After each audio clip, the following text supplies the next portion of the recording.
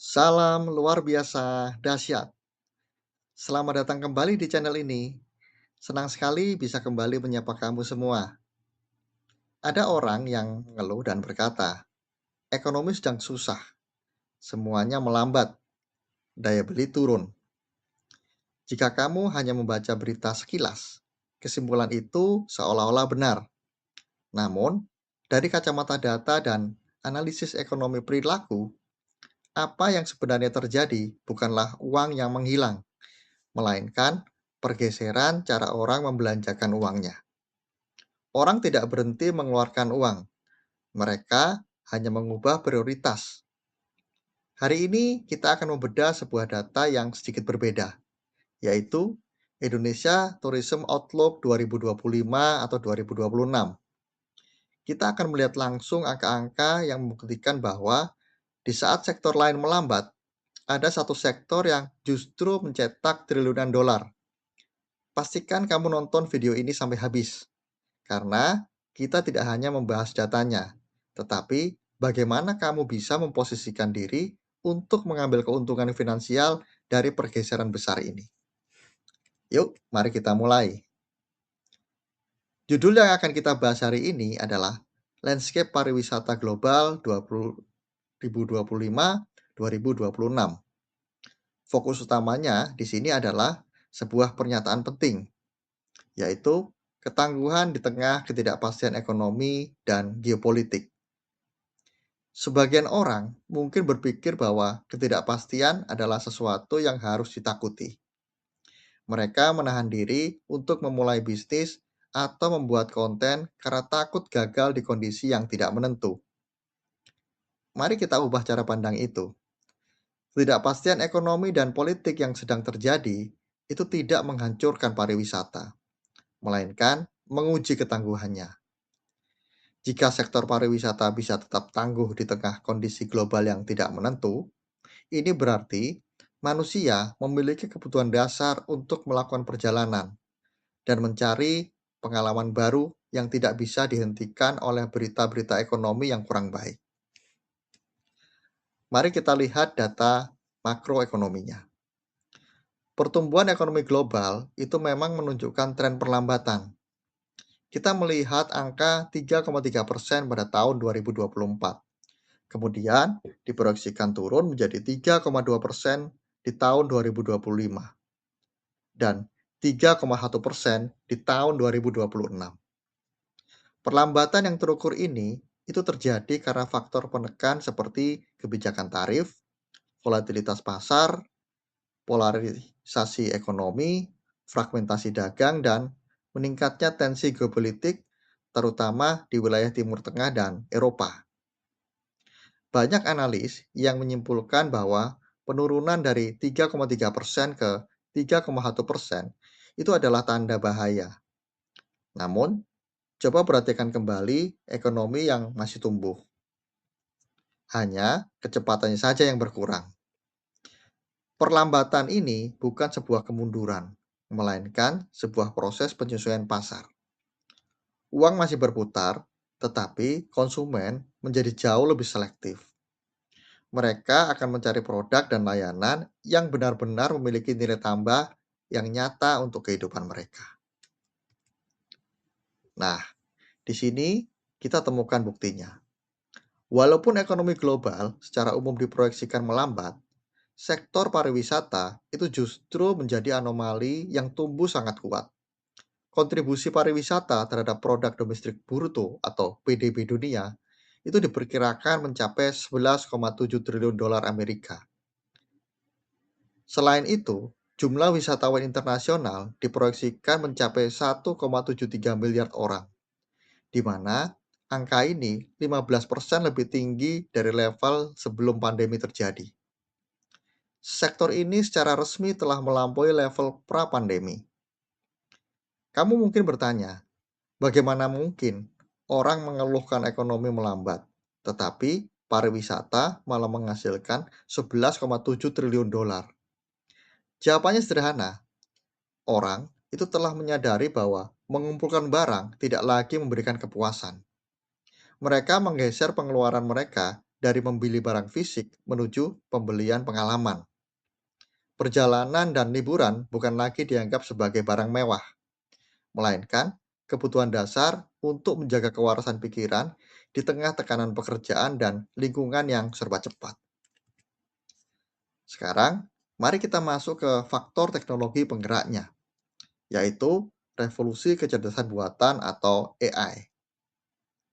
Di sini, AI menerapkan standar baru untuk efisiensi perjalanan. Nilai pasar AI di sektor pariwisata pada tahun 2025 mencapai 4,3 miliar dolar Amerika dengan tingkat pertumbuhan tahunan gabungan atau CAGR sebesar 26,7%. Sekitar 48% wisatawan kini akan menggunakan sistem virtual berbasis AI untuk merencanakan perjalanan mereka. Bahkan, 46% pelaku industri di kawasan Asia Pasifik menempatkan generatif AI itu sebagai prioritas utama untuk melakukan personalisasi konten dan meningkatkan efisiensi operasional. Beberapa orang merasa cemas dan berpikir bahwa AI akan merebut pekerjaan para agen perjalanan atau kreator konten. Mari kita lihat fungsi sebenarnya. AI bukanlah pengganti manusia. AI adalah sistem yang mengambil alih pekerjaan administratif yang membosankan.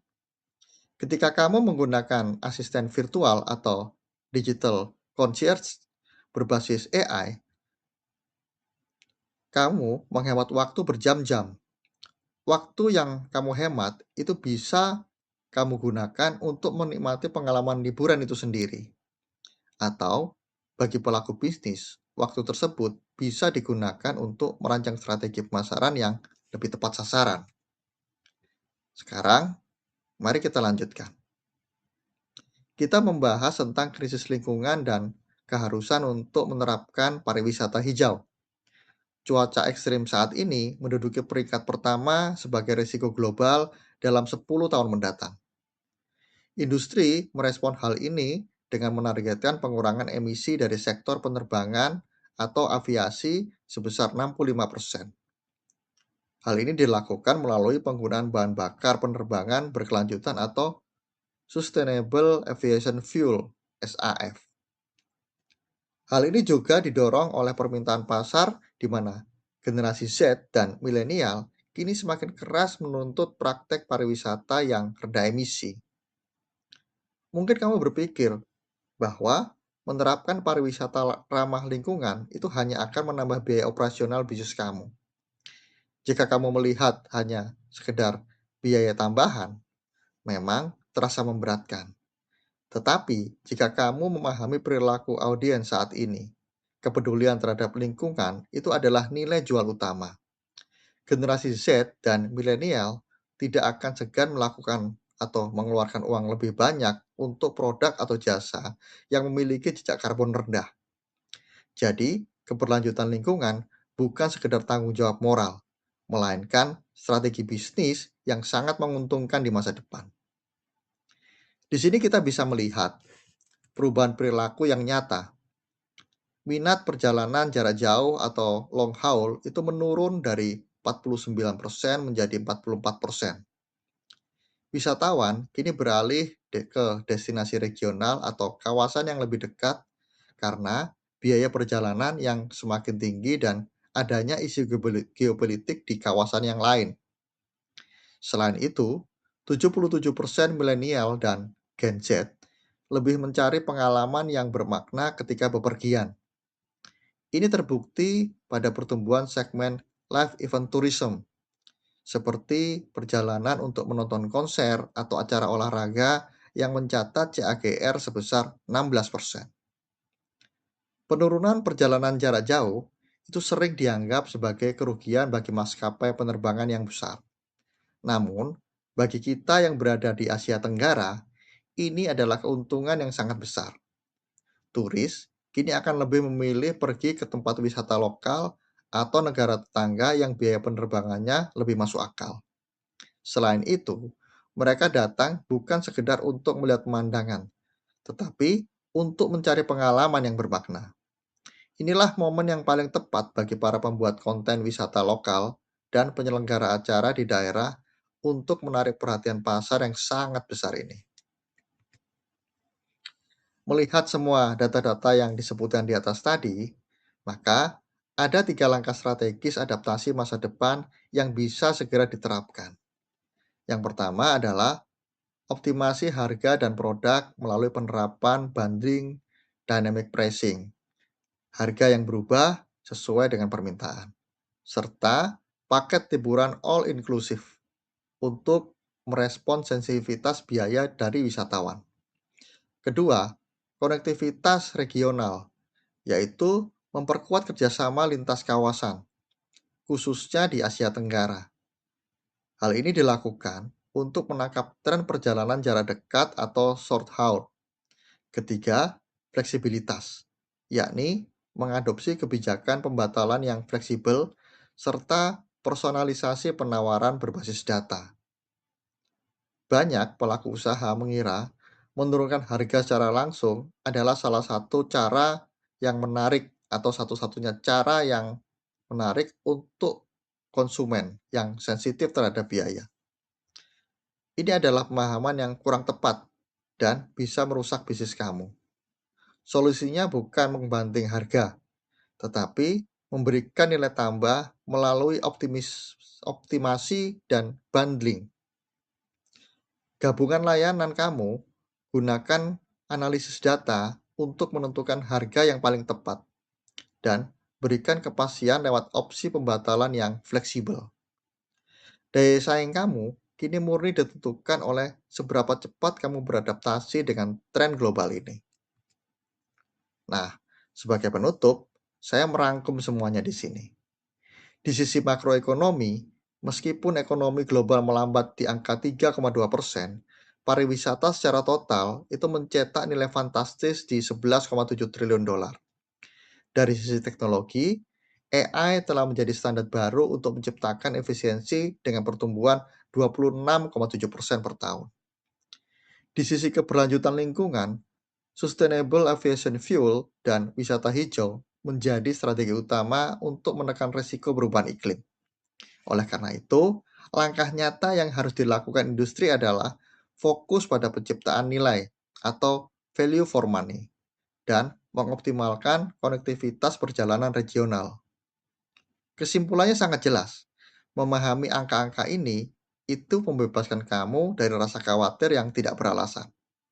Data ini memberikan kamu peta jalan tentang di mana uang itu berada dan kemana uang itu mengalir. Mereka yang beradaptasi dengan efisiensi AI dan permintaan pengalaman wisata jarak dekat akan menjadi pemenangnya. Demikian analisis mendalam kita mengenai landscape pariwisata global 2025-2026. Semua perubahan perilaku konsumen dan data makroekonomi ini adalah peluang yang nyata bagi kamu yang tahu cara membacanya. Apakah kamu melihat peluang bisnisnya di sini? Tulis pendapat kamu di kolom komentar. Jika kamu merasa mendapatkan pengetahuan dan nilai tambah dari video ini, pastikan kamu tekan tombol like. Ingat, bagikan video ini kepada rekan kerja, keluarga, atau relasi bisnis kamu agar mereka juga mendapatkan wawasan data yang berharga ini. Dan tentunya, klik tombol subscribe serta aktifkan loncengnya agar kamu tidak ketinggalan analisis data lainnya di channel ini. Terima kasih sudah meluangkan waktu untuk belajar bersama dengan saya. Sampai jumpa di video analisis berikutnya.